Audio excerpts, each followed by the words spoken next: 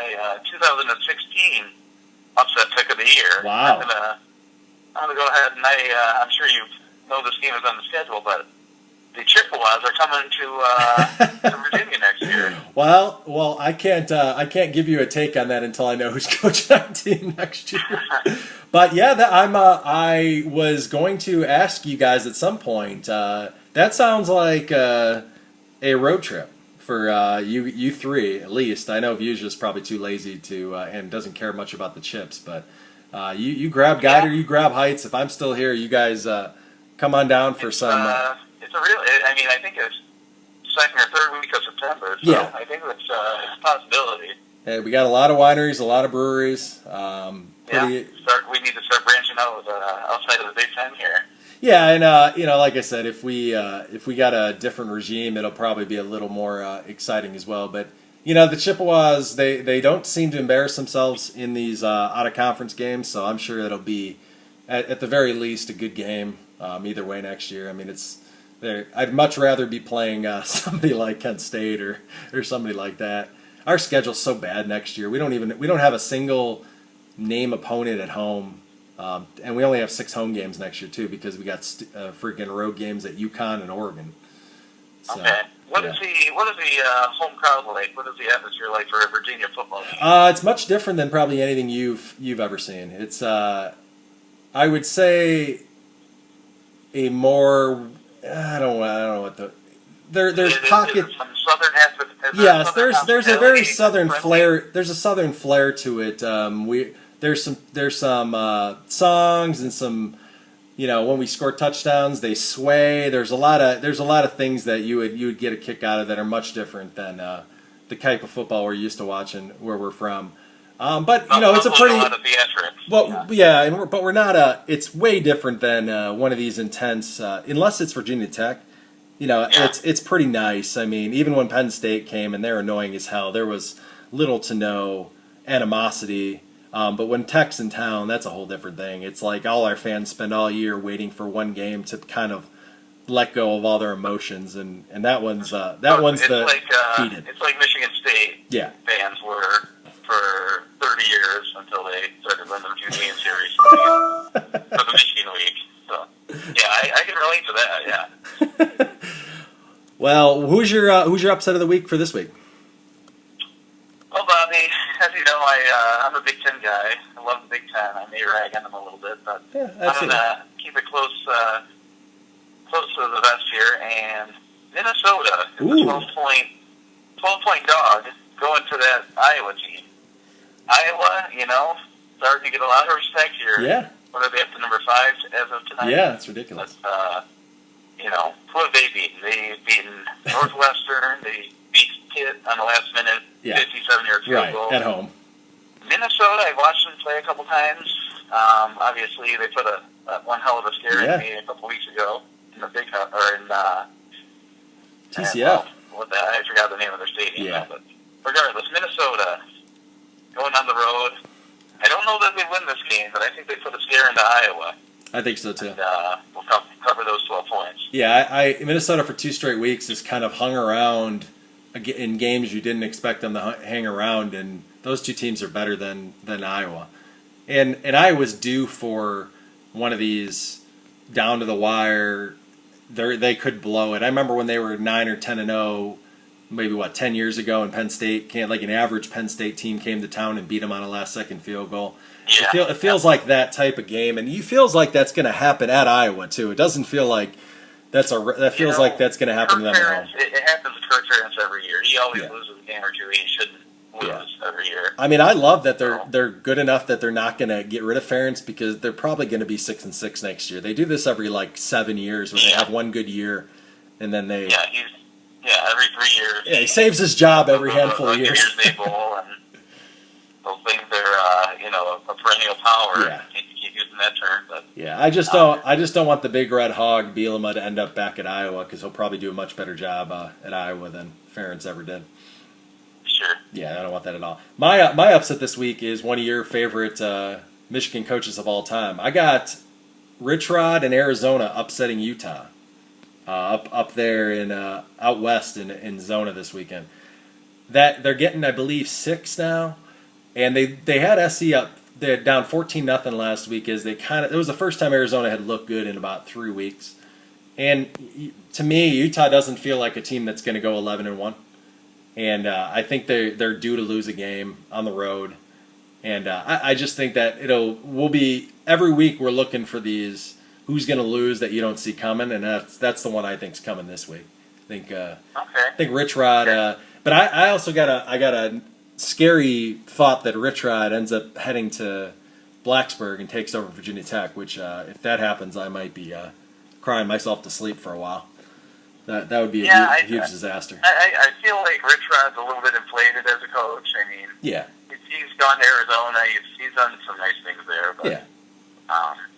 He was never a fit. I'm bitter. I'm not the right guy to talk to about Rich Rod. Right, he was never a fit at Michigan. We all knew that from the start. That's why it was a funny hire. It just and he might have done all right there if they gave it time, but at a place like Michigan, at a place like Notre Dame, they're not going to give you that much time to get it, to going like that. It's just you have 3 years to make a difference, and if you don't make a difference, you're done.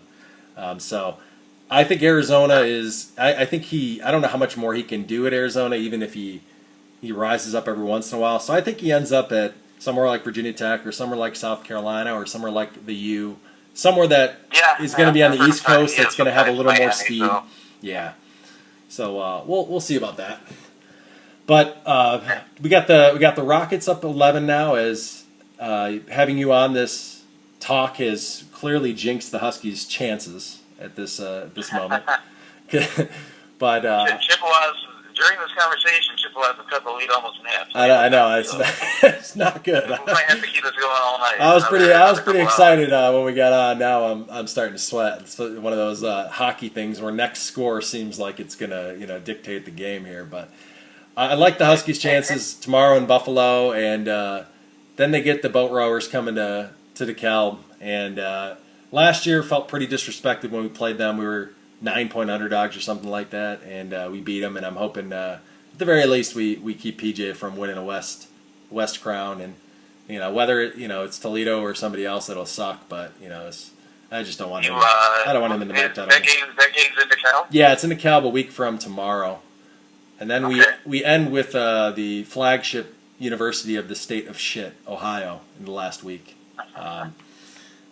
Sadly they didn't let us play Emu at the end of the year like they've done a couple times before. Sure. That's always. Is Friedline of the Quins who's going to that game next week? They'll all be there. Yeah, I'm not sure if Dag will be there, but I know the Quins and Friedline and all the young Husky Wolfpack. They'll be out in force on Wednesday night, and then I think the last game's on Tuesday. Of course, as our last month of the season, as you know, is always Tuesdays, Wednesdays, and all that kind of garbage. But hey, it's at least it gets us some national exposure, and you get to watch. I get to watch us without having to worry about other games that are going on, which I do enjoy. You don't have to focus on something else. And what else is on Tuesday and Wednesday nights, anyways? Before I go, I caught about 30 seconds of it because I DVR'd it. To watch later, but the Evander Holyfield documentary was looking pretty good. The 30 for 30. I love the 30 for 30s. I do. And Evander Holyfield, back when I used to be a diehard heavyweight boxing aficionado, Holyfield, Foreman, Tyson, all those guys, and even Michael Moore. I remember when Foreman beat his ass on HBO. But you guys you and Fuchsia are two of the remaining boxing. Gentlemen, you're still in the boxing corner. Is there any way that the heavyweight division can come back? Because honestly, I can't watch the Mayweathers and Pacquiao's and these 125-pound guys. That just doesn't do it for me. Do we have any up-and-coming heavyweight boxing guys we can look forward to get the sport going? Wow, this is an unexpected question, but I do have one name for you. You may have heard it before, but Klitschko's been dominating the heavyweight division, and I do like watching some fights. And the heavyweights are the best. Yeah, absolutely. Most fights are going to end with a knockout. Yep. Deontay Wilder. Okay. Actually.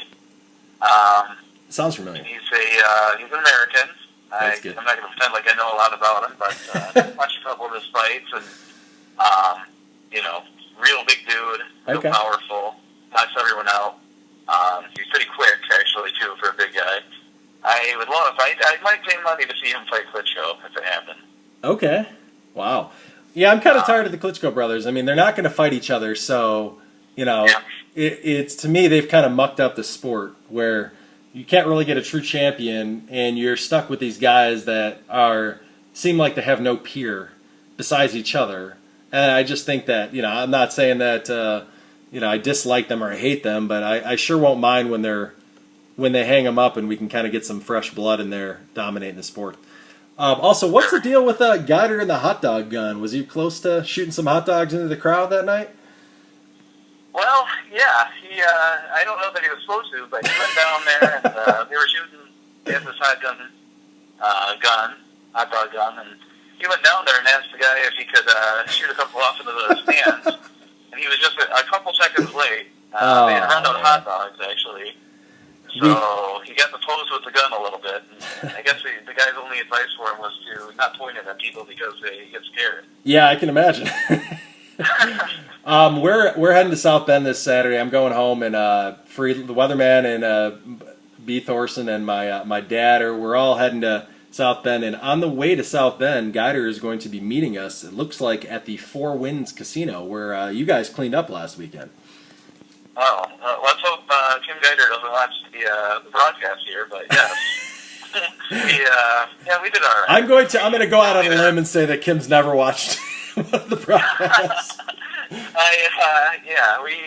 only had about a half hour there, but we did all right. We each won, I don't know, 110, 150 bucks, something like that. I hope he brings Little French Toast. I've never got to meet the little guy. He's Little French Toast is hilarious. He's a great kid. I mean, he'll be your best friend right off the bat. I got a little present for him, so I'm hoping I can give it to him in person. Really? Yeah, it's Michigan related, so you guys will. Michigan related? Yeah, I try to pick up stuff whenever I can find stuff, and he'll love it. He's full of energy, great kid. He's a little Dan Geider. I mean, you knew Dan when he was younger. You know what's coming. Yeah. There's a lot of Taco Bell runs in his future. There's a lot of Taco Bell runs in his future. Yeah. All right, man. Well, I'm going to wrap it up here. Week 11, Top 7 Talk. Our guest, Trevor, you did a great job. A little more tame than we were anticipating. I appreciate you being very mature about the Nebraska win last week. I know Vuja is probably pretty salty right now, but he can laugh at this one day, and for him to be upset. Yeah, I have a couple great videos of the dejected Spartan players. Oh yeah, you're gonna have to share some of those. I've been watching it a couple times a day, so maybe I'll send that on over. Absolutely. All right, man. Appreciate you having me on. Go Blue. All right, buddy. All right. I'll take care. And we'll get the one last before we go.